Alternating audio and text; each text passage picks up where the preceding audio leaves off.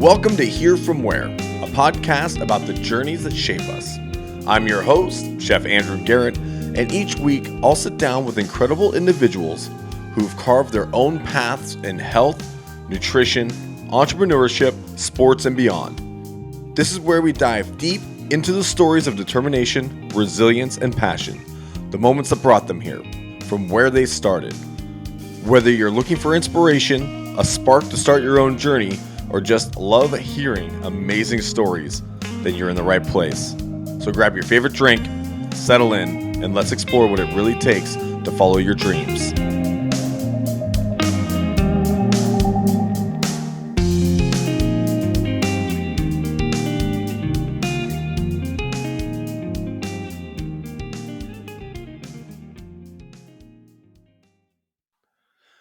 Good morning. Thank you for joining us today. This is episode 4 of Hear From Where podcast. Today I'm joined by my friend Dan Littlefield, the owner and brewmaster at Dogma Brewing in Half Moon Bay, California.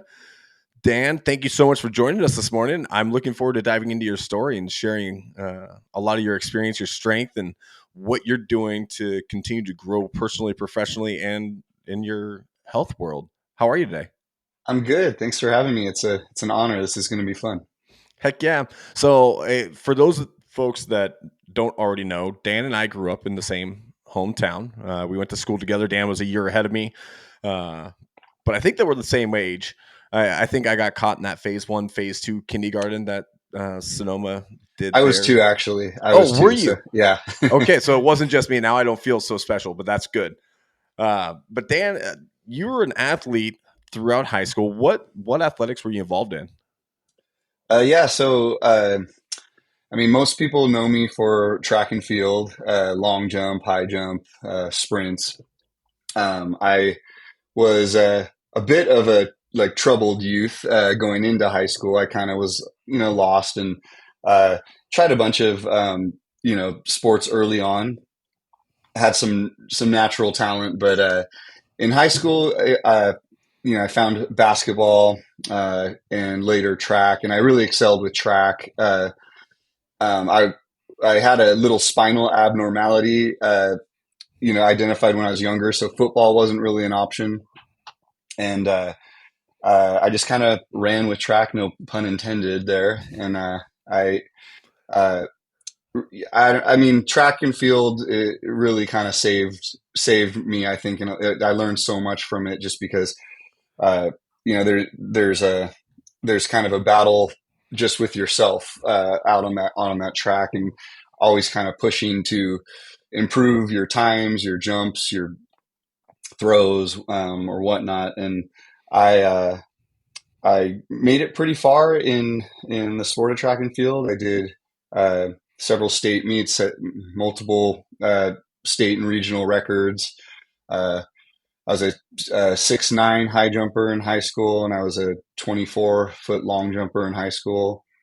Ran a 49.4 I ran, as far as I know, it's still the Sonoma Dragons record, and it was I ran it one time. I hated that race so much. I ran it one time. I set the record. I never ran it again. I did that my junior year. Just drops the mic. I'm out. Yeah.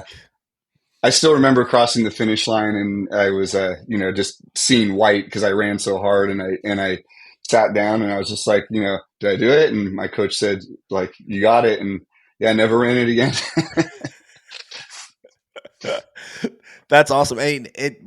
When you set your mind to something, you're one of the folks that I watch from the outside, and seeing you set your mind to doing something, you do it. Like, there isn't a whole lot of hemming and hawing. It's like, okay, there's a challenge. I'm going to attack this and I'm going to complete it. And I think that, hearing that part of your story, so that mindset really started early for you. Yeah. And again, I think I'm a great example of just how much sports and the organization of it can really help a kid.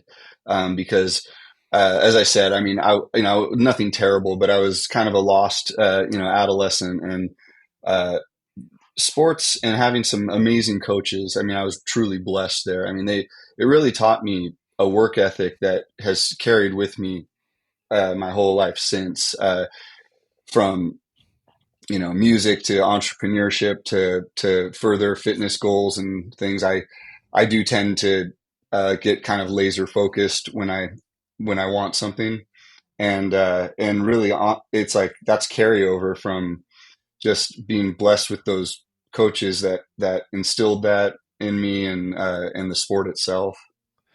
Yeah, I think that a lot of people take for granted the coaching that they're receiving at an early age. You don't realize how much of an importance that is to your overall development in life until you get to this stage where we're at now. And we look back and we're like, oh man, like Coach Jacobson really knew what he was talking about. And wow. And I think that today, I mean, are you still in contact with any of your coaches from those days? Or you Yeah, kind of, I talk to them occasionally. I've kept in contact with everyone pretty much, but it's sparse. But I mean, I think they know how much I appreciate them. that's huge because coaching high school athletics is a selfless service. It's not something these folks are getting paid a ton of money to do. They're taking their own time and volunteering to Yeah. help develop people, and then you wind up developing people like you or I, where it's like, okay, well, now what do we do next? So after high school, did you go on to college, and where'd you go? Yeah. So in my senior year of high school, I had offers from tons of colleges and everything, but I actually tore a abdominal muscle, and a lot of those offers got reduced or retracted completely because they were nervous, understandably, about me going forward, and I kind of hit it off with the coach at Cal Poly San Luis Obispo. He was a world record holder in the indoor men's heptathlon for a while, and an absolutely incredible athlete, Sheldon Blockberger. And it kind of made sense to me at the time. I said, it's not too far away. They have a great track program. It's a great school, and so I went there, and I'm so happy I went there. Track didn't quite work out for me there, as my first year I won conference in the long jump. I which is my highest. That's my highest athletic achievement, and I wasn't supposed to win that day. That was just kind of getting out there and gutsy performance, but after that, I ended up like the next year I was in the best shape of my life. And a week before our first meet, I tore the long head of my hamstring like off the bone. Oh, And I tried to come back from that. I rehabbed as hard as I could, but in reality, I mean, there's very little that doctors, surgeons can do about a hamstring injury of that nature.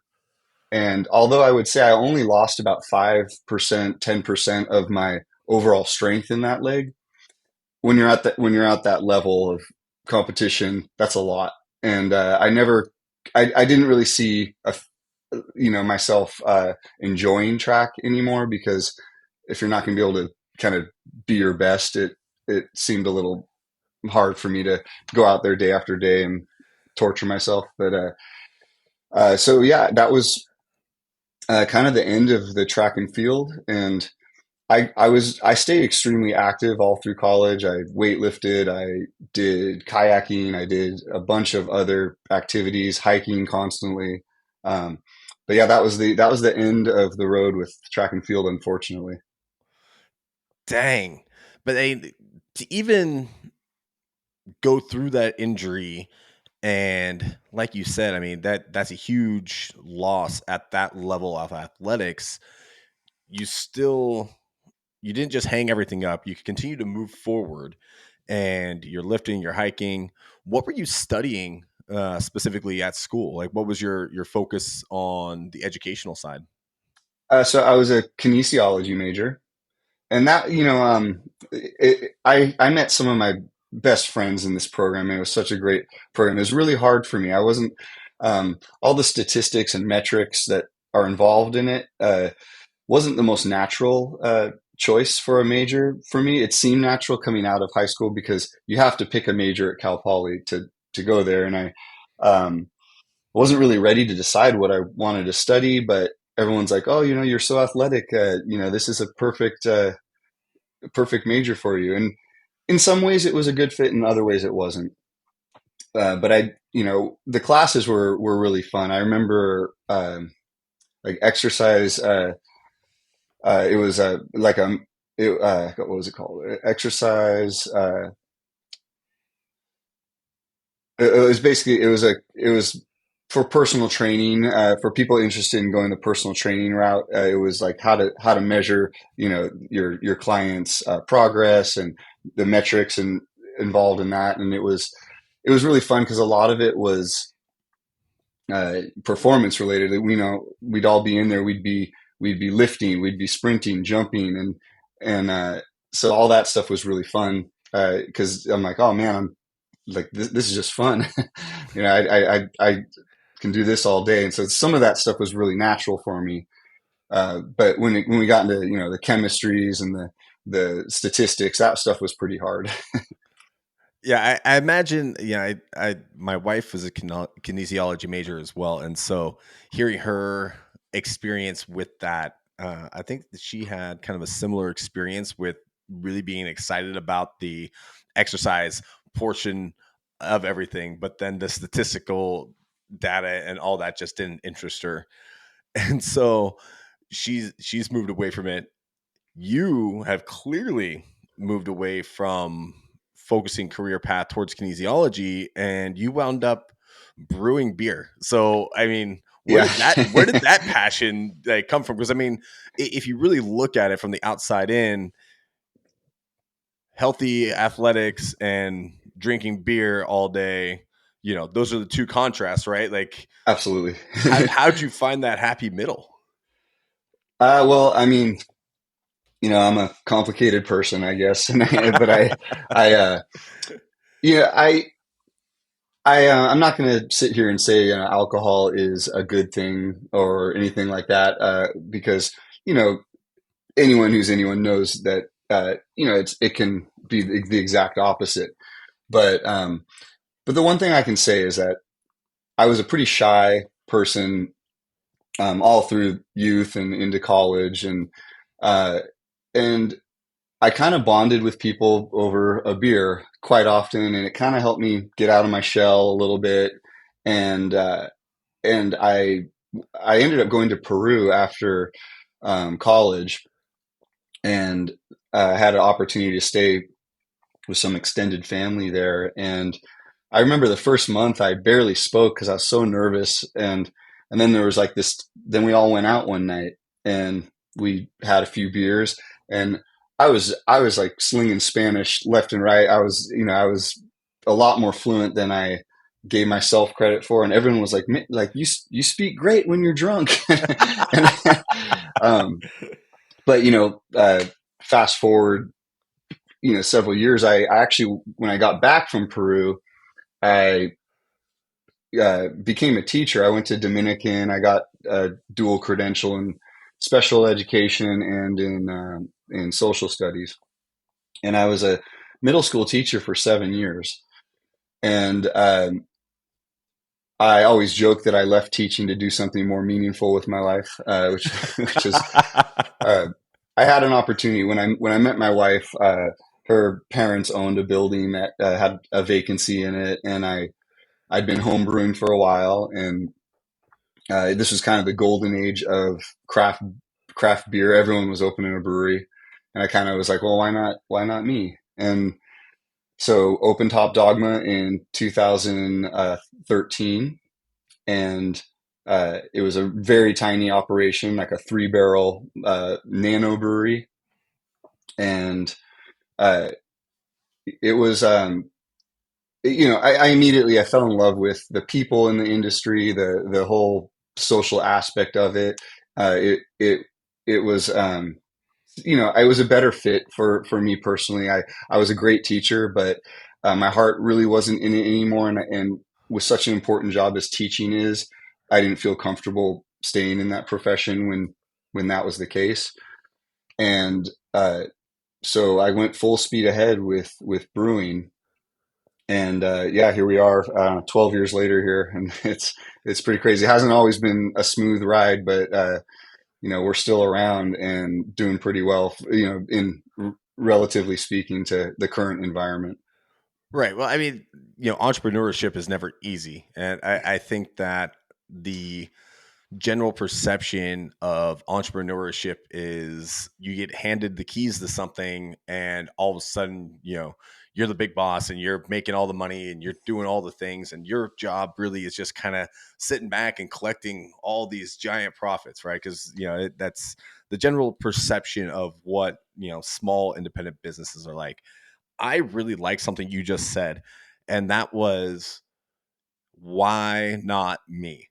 And I think that there's more behind that statement than just why not me. Could you elaborate on how that really felt inside of you when you're like, you know what, this is something I want to do. Why not me? Yeah, I mean, it was naturally scary. I put down my health insurance. I left a good job, and I just had my first son, and so uh, it was a little scary, but I had confidence in myself to run a good business.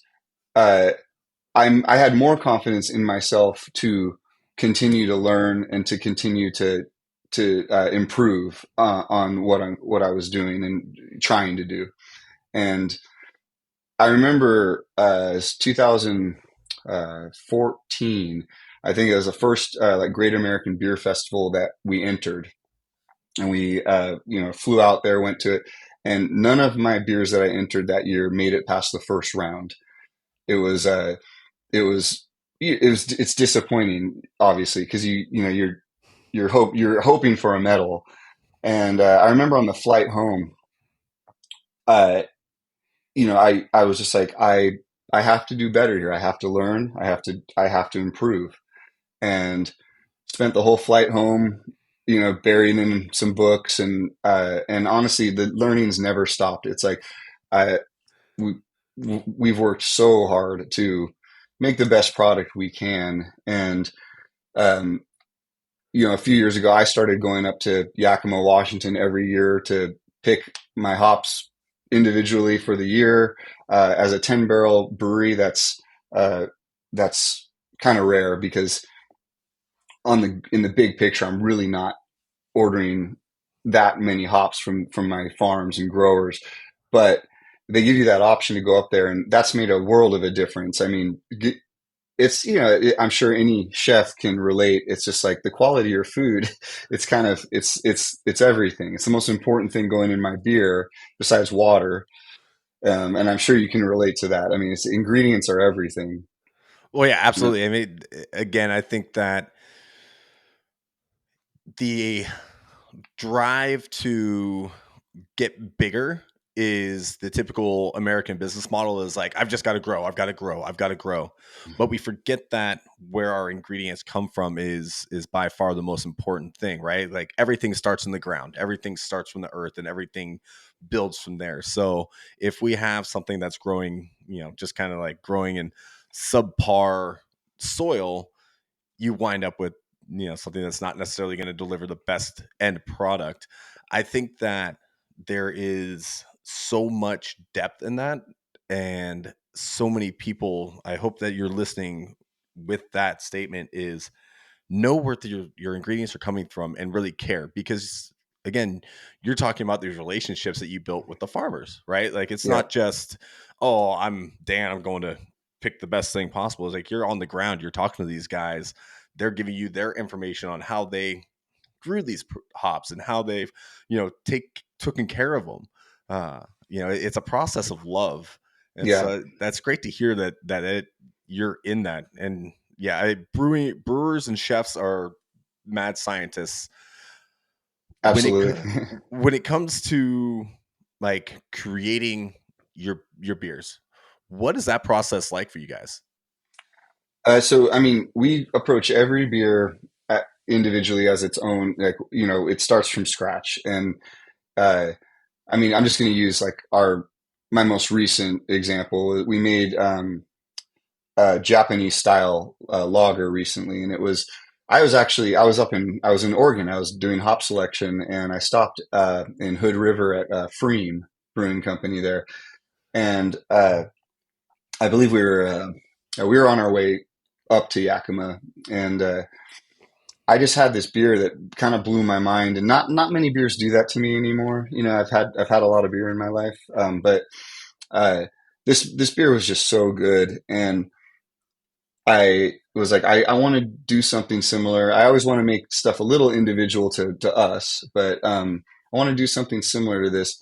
And so that set off, it's time to do some research. So you go online, and I start looking up ratios that people use of rice solids, of what kind of yeast best complements this kind of beer.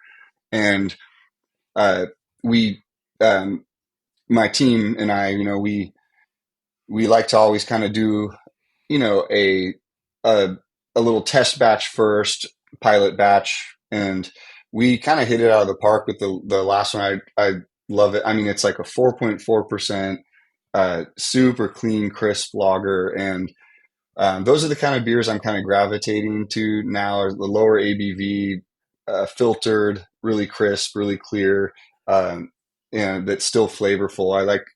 I'm kind of an advocate for filtered beer these days because it gets such a bad rap. Everyone thinks it strips flavor, and in my mind, it kind of does the opposite. It's like it strips out kind of the biggest, boldest flavors that often are not as desirable as the stuff that you're kind of making room for, the delicate malt flavors that come through once it's filtered.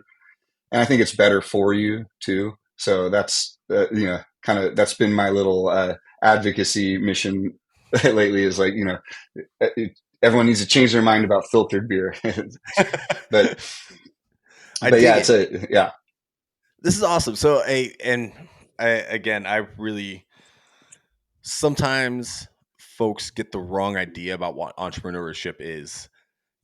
You continue to say we, and I think that that word is so important in business ownership, business leadership, and entrepreneurship. When you say we, who's we, and how did you build the we? Right, because that's a big part of it. It's our job as entrepreneurs is to build the we. Yeah, totally. And I'm really lucky. I this kind of goes back to what you and I were talking about before we started the interview here, because I just have some great people in my life, and I started Hop Dogma with my friend Ethan, and he's still he's still involved. He does a lot of the stuff behind the scenes, like some of the taxes, some of the just business reporting.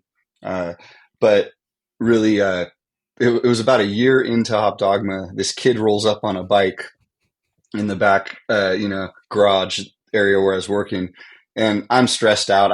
I've already been there like 14 hours. I'm trying to clean up and everything, and I knew him from a homebrew club that I started, and so I started talking to Jesse, and he said, "Well, I'm kind of looking to get another part-time job going here," and so I brought him on, and he's been with me ever since. And Hop Dogma really doesn't happen without him. I mean, he's invaluable. I call him my Swiss Army knife. He can do a little bit of everything. And yeah, he's kind of my main man in the brewery. But I've got some really great help these days. I had Chance, another kid that came on just with he had a big interest in craft beer, and he knew nothing. He was green as can be, and he's brewing. He's doing full turns on the system. He's cleaning tanks. He's filtering. I'm proud of the brewer that he's become. And got I got Jeff. He's doing kind of the dirty work. He's cleaning kegs. He's doing deliveries. He's helping wherever he can. I mean, guys like that are invaluable. Uh, it's important to appreciate them, and we are a team. We're a small but mighty team over there, and it's the last getting back to Great American Beer Festival, it's like, we turn things around. We've won 5 GABF medals now. We've won uh, 4 out of the last 5 years with just one of our beers, our coffee stout. And I'm not really sure that's been done before, but we, we continue to surprise, myself and others, I think and it's really just, it's having passion for what you do.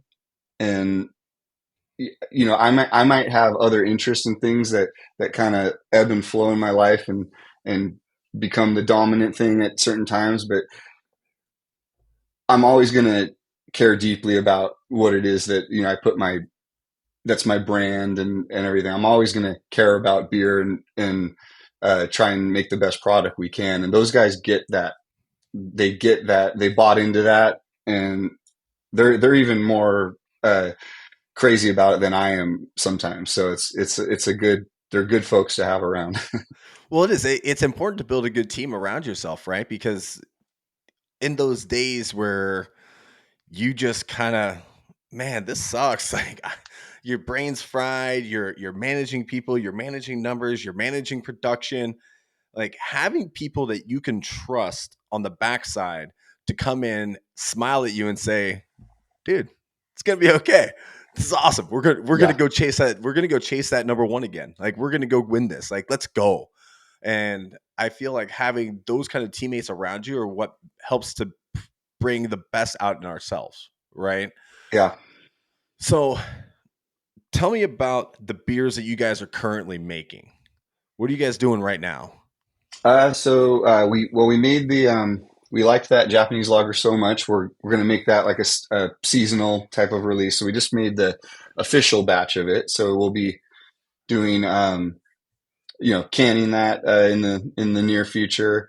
Our our our Alpha Dank West Coast IPA, Alpha Dankopotamus was the original name. That's the we're known for our names. We got some ridiculous names, but that's that one's kind of been the bread and butter as the beer industry has really slammed on the brakes here and is slowing down.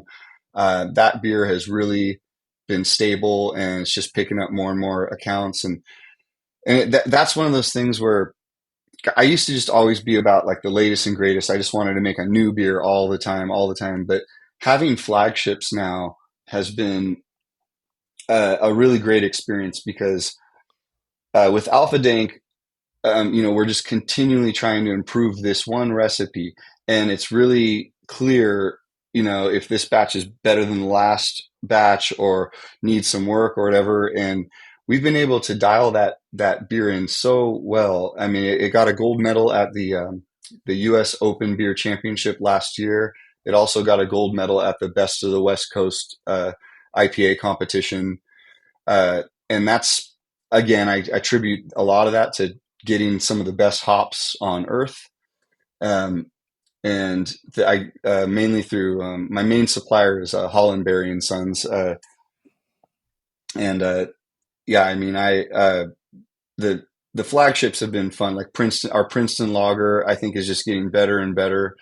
Our Smile Medication Double IPA is always a fan favorite. So a lot of flagships happening at the moment, but I'm looking forward to, there's some new hops that just hit the scene, and I'm looking forward to using those. There's one called Anchovy that the name, I'm not sure about the name yet, but it smells really good. And we've got some interesting varietals, Southern Hemisphere varietals to play with too. Sweet. I think again, some of the most fun in the craft beer scene is the naming of the beers, and now clearly the hops also have their own kind of signature names behind them. What do you think it is that kind of drives the beyond the creativeness of the beer, the creative nature of the naming, right? So you guys are coming up with some really cool stuff. What is it that looks like? Well, I mean, people come by the brewery all the time that, FedEx guys, they come in, they go, man, it just looks like so much fun here. And that it is true. I mean, we have a lot of fun, and that's part of the built-in nature of the business itself. and honestly, this industry, like, it truly has some of the best people in the world. I mean, I love my industry peeps, and just they're such great people, and it's we have a lot of fun, and there's a lot of humor. There's a lot of time. Honestly, the process of making beer takes a long time. There's a lot of hurry up and wait stuff, so you have time to kind of bounce ideas around, and a lot of times it's just something stupid that someone said, and you kind of go off of that a little bit. But yeah, we've had some good ones. I God, some embarrassing ones too. Oh, good. What's an embarrassing one? I want to hear an embarrassing one. Oh man.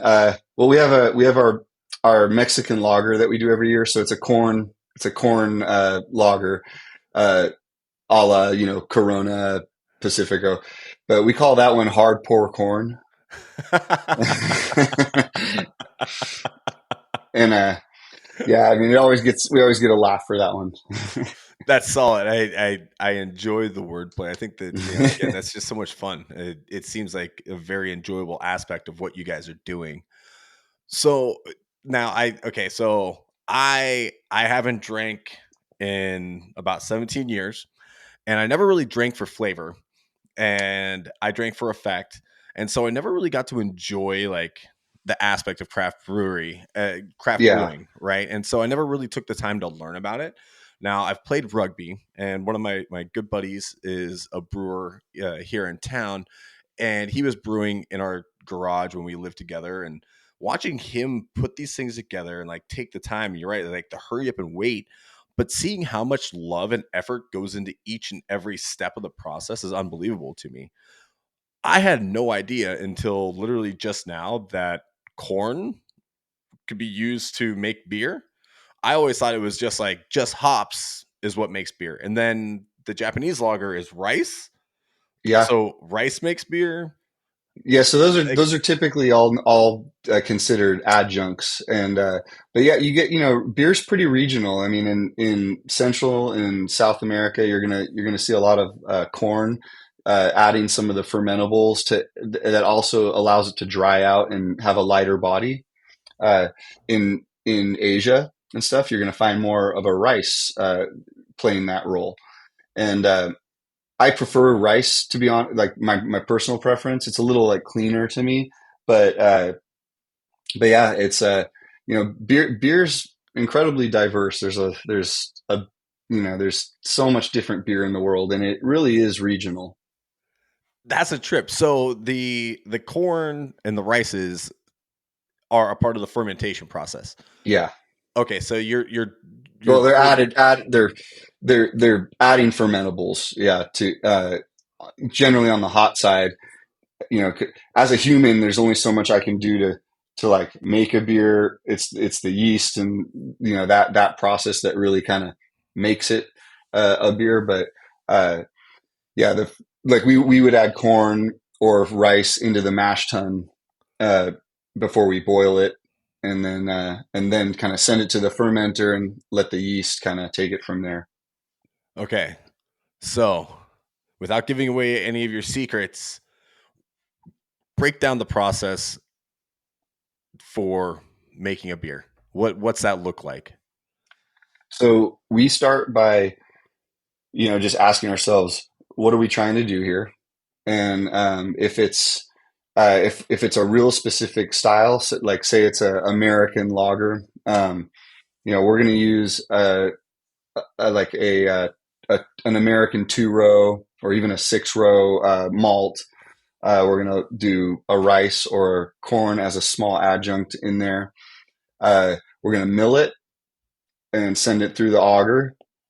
It's going to kind of sprinkle down into our mash tun, which is going to add hot water, and you're basically making like a tea or anything like that. It's kind of mixing it all together. It's churning it around, and that's one of those hurry up and wait moments. You excuse me.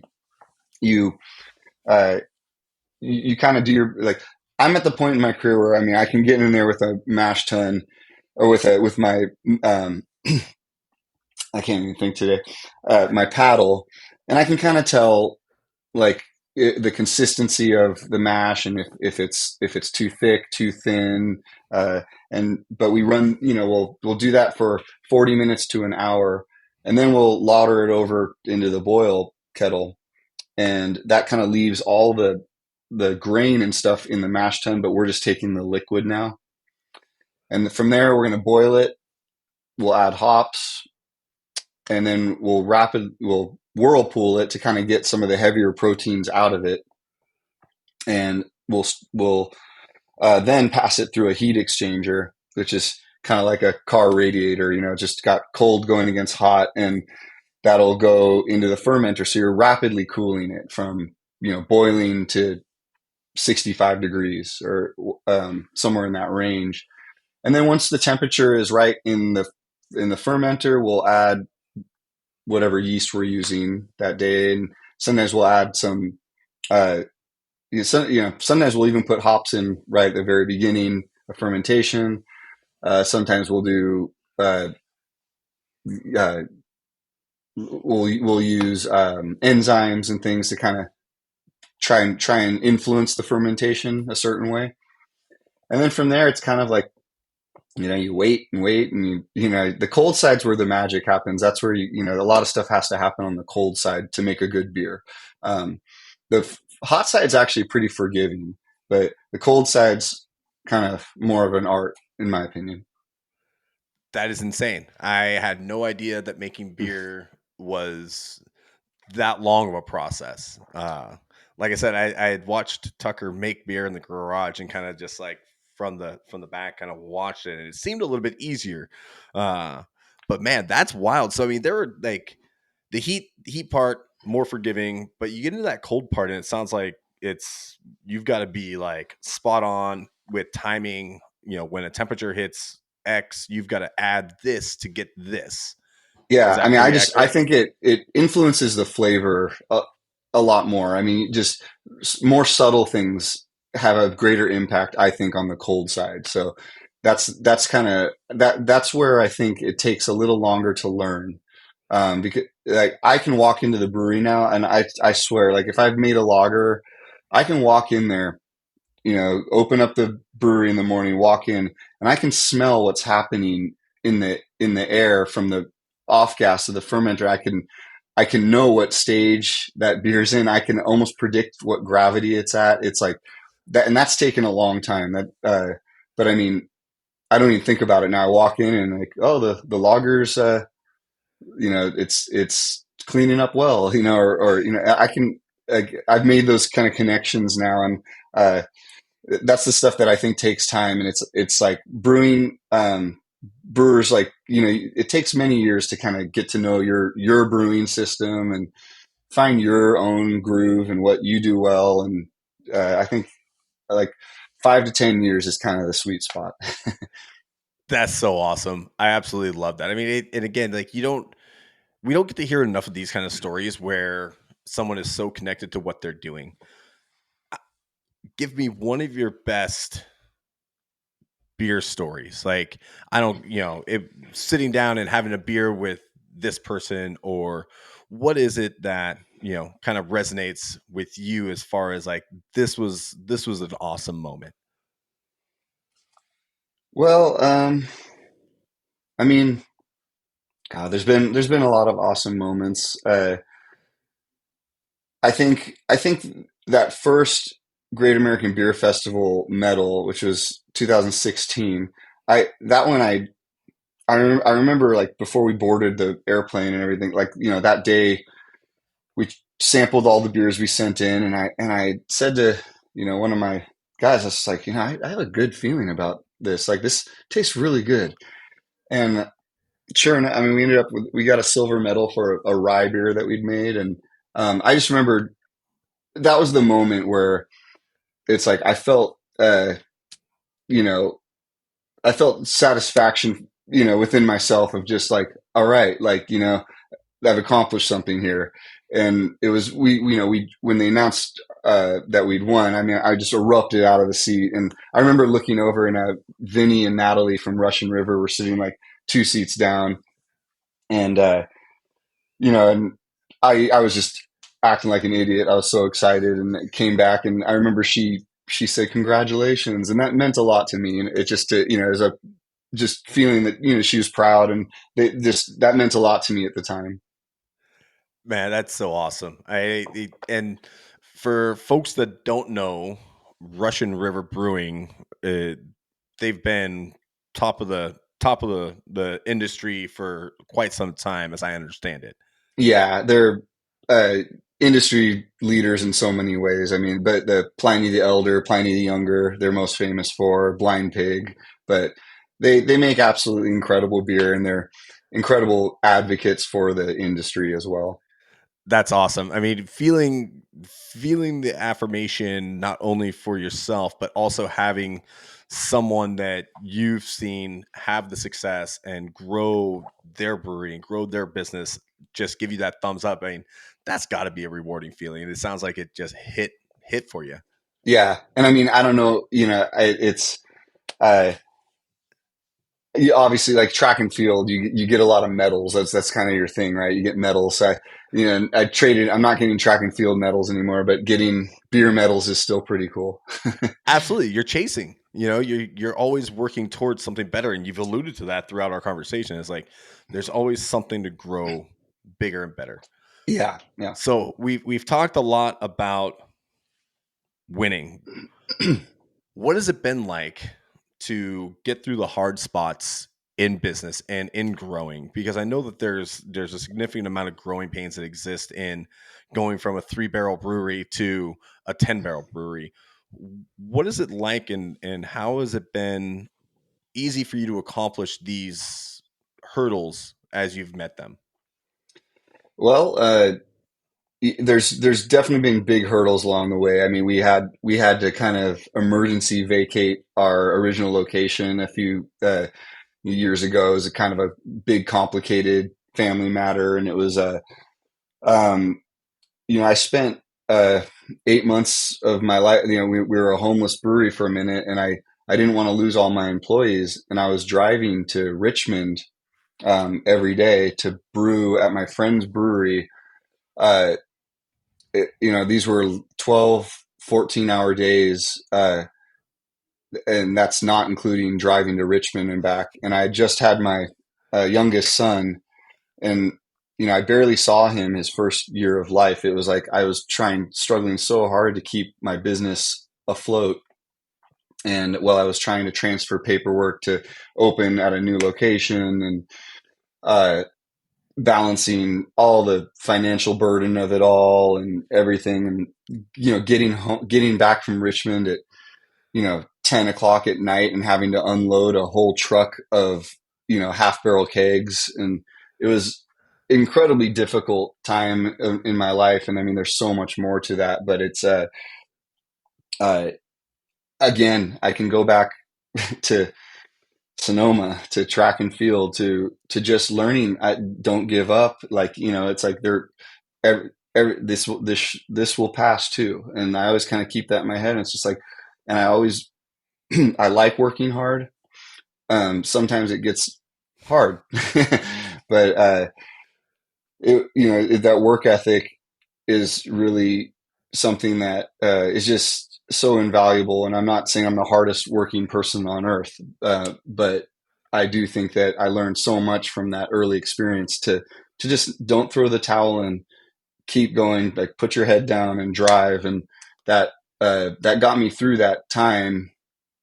And that was the toughest of times. I mean, there's been plenty of stuff, during COVID, when we couldn't sell beer really for a minute. It was, or at least it was really hard to, um, we, we kind of just made the most of it. That's when I started my band because we had a bunch of musicians at Dogma, and I was like, "You guys just bring your instruments. Let's just have some fun here. We got to be here anyway." And so we started bringing instruments, and I bought a dobro. I didn't play dobro at that time, which I play now.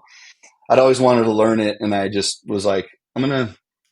Yeah, it seems like we're gonna be home for a while and doing this thing. So I bought a dobro, and I still take lessons almost every week, and uh, just learning to make the most of things is important. And kind of celebrate your victories. And when hardships come around, just trying to look for a way to at least learn from them is Man, important.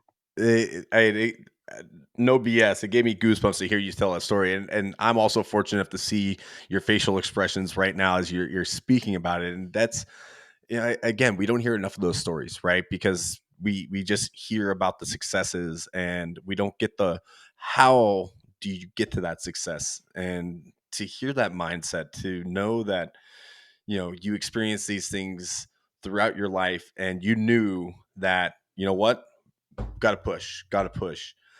The thing that really stood out to me in what you just said is you were concerned about your people.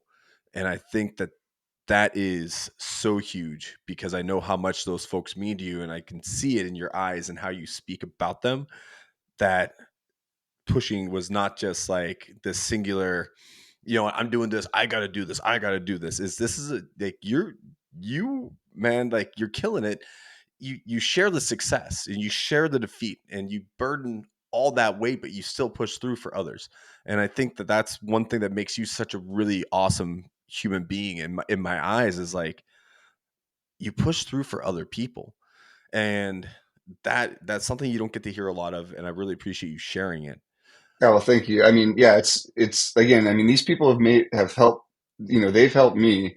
They've helped my business.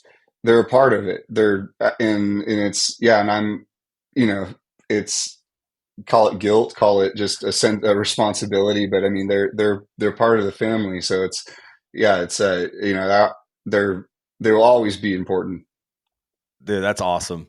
I'm going to shift gears because I have been really following this PR chase of yours. And for those that aren't familiar with what the letters PR stand for, is personal record. So you've been chasing a PR in. Yeah, bench press. Yeah, I went back to good old weightlifting. That's awesome. And now you're an entrepreneur, you're a husband, you're a father of 3 boys.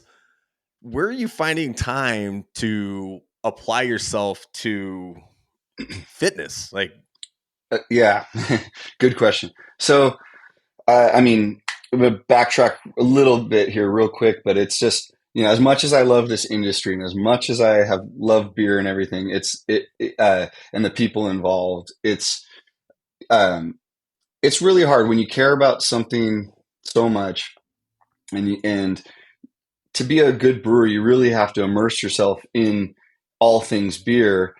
And unfortunately, I've seen it time and time again. I've seen a lot of friends become really unhealthy, and the balance gets off, and it often goes kind of crazy fast in one direction. And I had you know some moments where it was just I was struggling to like to find that balance for myself, and I knew I had to do it. I wasn't happy. Kind of, I had gained weight. I had had some blood work that kind of definitely showed. I was drinking too much. I was eating too much.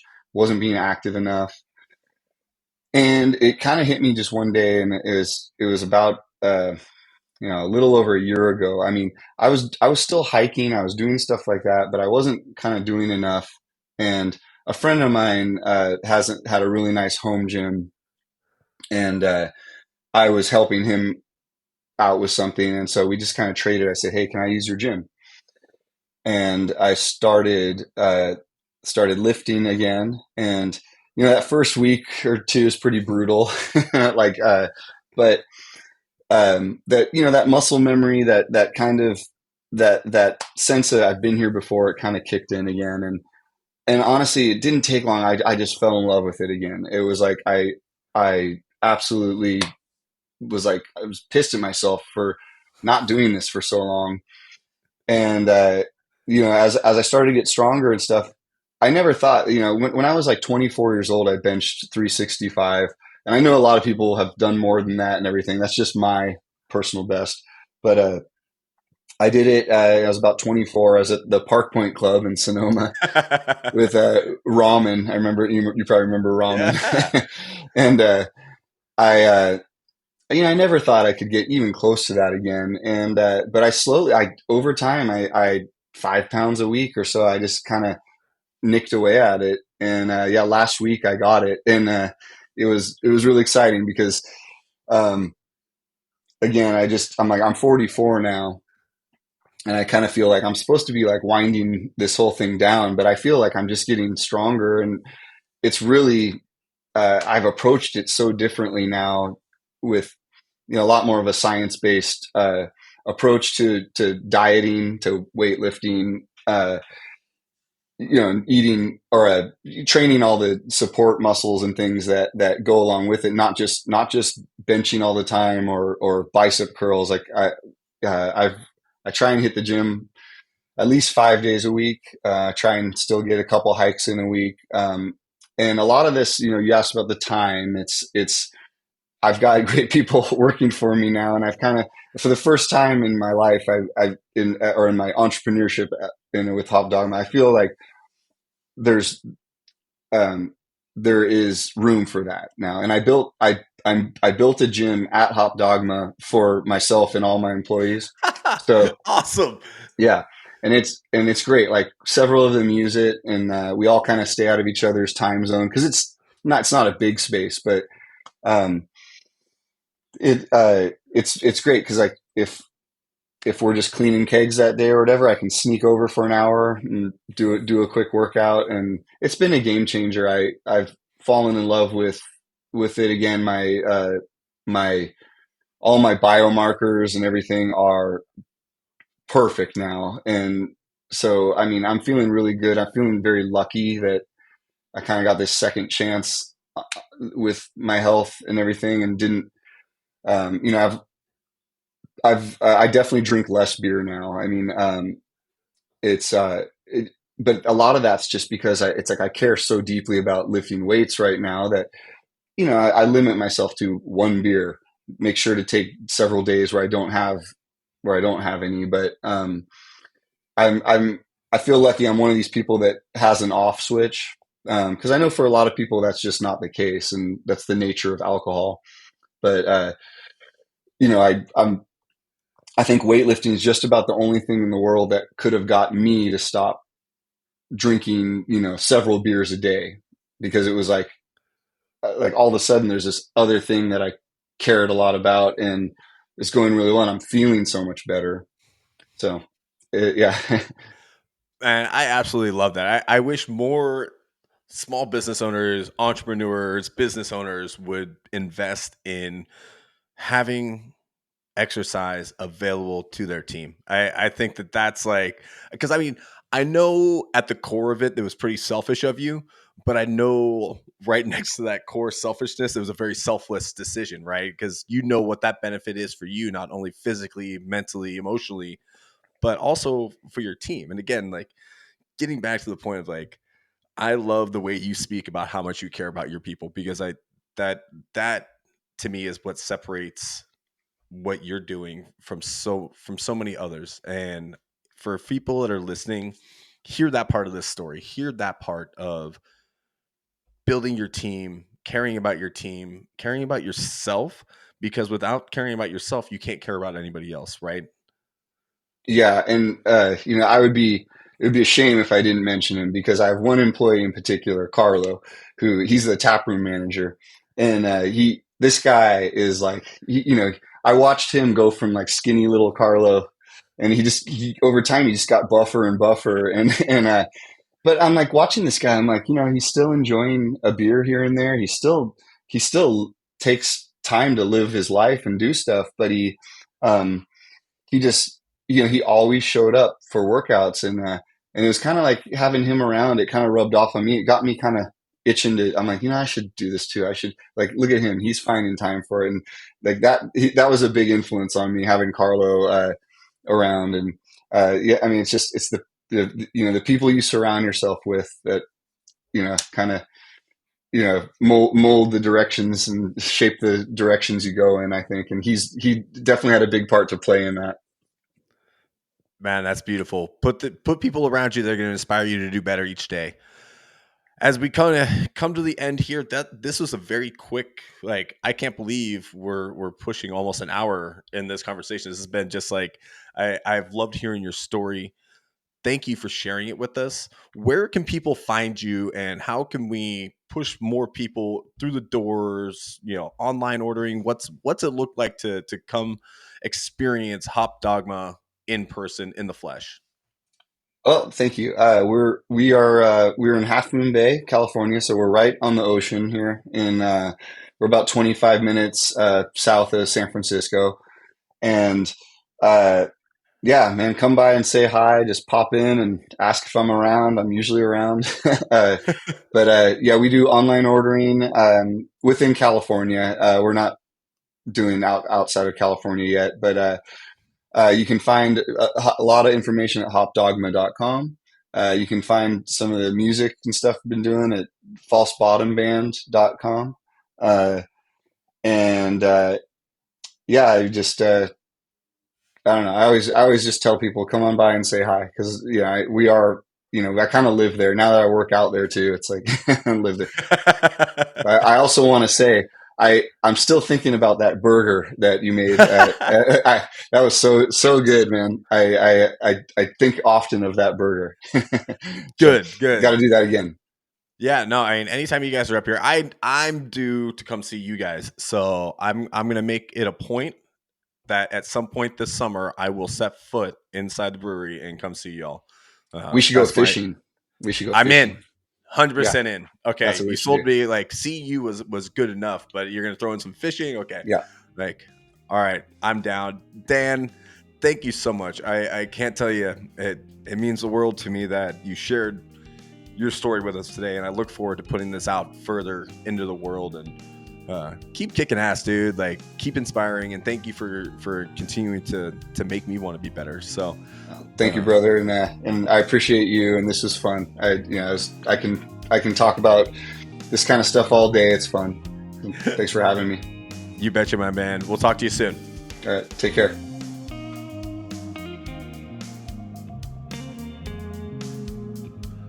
That's it for this episode of Here From Where. Thanks for tuning in, and if you enjoyed the conversation, be sure to subscribe and leave a review. A huge thanks to Justin Pitaleski for the music and sound production, and until next time, keep exploring, keep learning, and keep moving forward. All the best, and happy cooking.